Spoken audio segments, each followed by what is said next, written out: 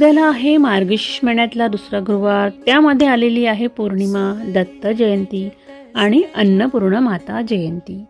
तर अशा प्रकारे आपण मेन एंट्रीला रांगोळी काढावी, आपण कलश भरून ठेवू शकतो, दिवा प्रज्वलित करावा, उंबराचं पूजन करावं, म्हणजे मेन एंट्री अगदी प्रसन्न वाटावी अशी आपण पूजाविधी करावी।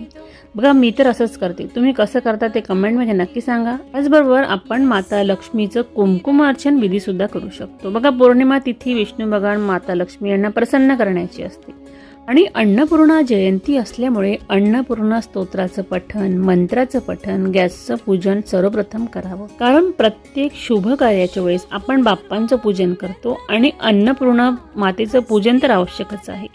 कारण आपण जो नैवेद्य अर्पण करत असतो, घरामध्ये सात्विक आहार बनवत असतो, कार्यामध्ये आपण प्रत्येक गोष्टीचा समावेश करतो, त्यांचं सुद्धा पूजनाला अत्यंत महत्त्व आहे। तर अशा प्रकारे अन्नपूर्णा मातेची पूजा अवश्य करा।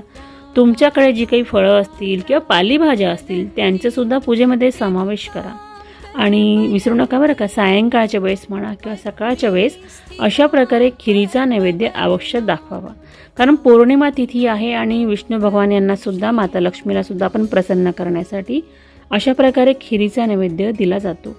त्यामध्ये तुम्ही केशर आणि मधाचं आवश्यक समावेश करा। तर बघा अशा प्रकारे आपण प्रसाद अर्पण करायचा आहे आणि श्री